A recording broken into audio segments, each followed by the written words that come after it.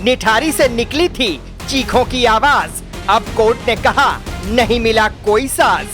19 मासूम और कंकालों की कतार, फैसले ने पूछे फिर वही सवाल बार बार। निठारी में बिछा था मौत का जाल, अब नहीं रहा कोई दोषी बेहाल। जिस केस ने दहलाया था देश, सुप्रीम कोर्ट ने भी कह दिया नहीं कोई ठोस कलेश। कोली पंढेर को मिली राहत भारी, तो कौन है कसूरवार निठारी की सवारी। कानून की किताब में ये केस अब खत्म हो सकता है, लेकिन इतिहास की किताब में ये हमेशा दर्ज रहेगा। निठारी, नोएडा के निठारी गांव से एक बदबू उठी थी और जब वो सड़ांध सरकारी दफ्तरों तक पहुंची तो इंसानियत की आत्मा सिहर उठी। बच्चों के शवों के टुकड़े, हड्डियों का ढेर और वो कोठी D5 जो खौफ की सबसे बड़ी मिसाल बन गई। लेकिन अब करीब 2 दशक बाद सुप्रीम कोर्ट ने भी कह दिया केस में कोई पुख्ता सबूत नहीं है। सीबीआई की अपीलें खारिज हो गई और निठारी कांड के दोनों मुख्य आरोपी सुरेंद्र कोली और मोनिंदर सिंह पंढेर कानूनी तौर पर बरी हो गए।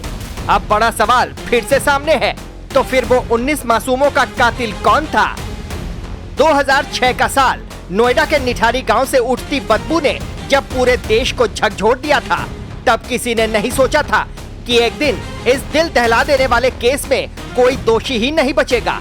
आज सुप्रीम कोर्ट से भी मोनिंदर सिंह पंढेर और सुरेंद्र कोली को राहत मिल गई। सीबीआई की तमाम अपीलें खारिज हो गई और कोर्ट ने इलाहाबाद हाई कोर्ट के फैसले को बरकरार रखा। यानी अब दोनों लगभग सभी मामलों में कानूनी तौर पर बरी। निठारी कांड में सुप्रीम फैसला, कोली और पंढेर को राहत। निठारी के 2 आरोपी बरी, अब गुनहगार कौन। बच्चों की हड्डियां मिली पर दोषी नहीं मिला। एससी से भी क्लीन चिट, निठारी कांड के सवाल अब भी जिंदा। कोठी D5 की दहशत और अब कानून की खामोशी। जिन्हें दोषी माना गया अब वो बरी, तो मासूमों को किसने मारा। 16 अक्टूबर 2023 को इलाहाबाद हाई कोर्ट ने दोनों दोषियों को कई मामलों में बरी कर दिया था। हाई कोर्ट ने सुरेंद्र कोली को 12 और मनिंदर सिंह पंढेर को 2 मामलों में मिली फांसी की सजा को रद्द कर दिया था। ये फैसला गाजियाबाद की सीबीआई कोर्ट के फैसले को पलटते हुए दिया गया था, जिसने दोनों को निठारी कांड में दोषी ठहराते हुए फांसी की सजा सुनाई थी। हाई कोर्ट की डिवीजन बेंच, जिसमें जस्टिस अश्विनी कुमार मिश्रा और जस्टिस SHA रिजवी शामिल थे, उन्होंने 14 याचिकाओं पर एक साथ सुनवाई करते हुए ये ऐतिहासिक फैसला सुनाया था। कोर्ट ने कहा था कि इस मामले में प्रत्यक्षदर्शी गवाहों की अनुपस्थिति और केवल परिस्थिति जन्य साक्ष्यों के आधार पर दोष सिद्ध नहीं किया जा सकता। मुख्य न्यायाधीश BR गवई, न्यायमूर्ति सतीश चंद्र शर्मा और न्यायमूर्ति K विनोद चंद्रन की पीठ ने 14 अपीलों को खारिज कर दिया। 12 याचिकाएं सीबीआई ने और 2 अन्य याचिकाएं पप्पू लाल और अनिल हलधर ने दायर की थी। एक संक्षिप्त सुनवाई के बाद मुख्य न्यायाधीश ने कहा कि इलाहाबाद हाई कोर्ट के फैसले में कोई विकृति नहीं है, इसलिए याचिकाएं खारिज की जाती हैं। सुप्रीम कोर्ट की वकील मनीषा भंडारी ने सुरेंद्र कोली और मनिंदर सिंह पंढेर की ओर से कोर्ट में पक्ष रखते हुए कहा कि मामले में न तो कोई प्रत्यक्षदर्शी गवाह मौजूद है और न ही मजबूत वैज्ञानिक साक्ष्य जो फांसी जैसी सजा को सही ठहरा सके।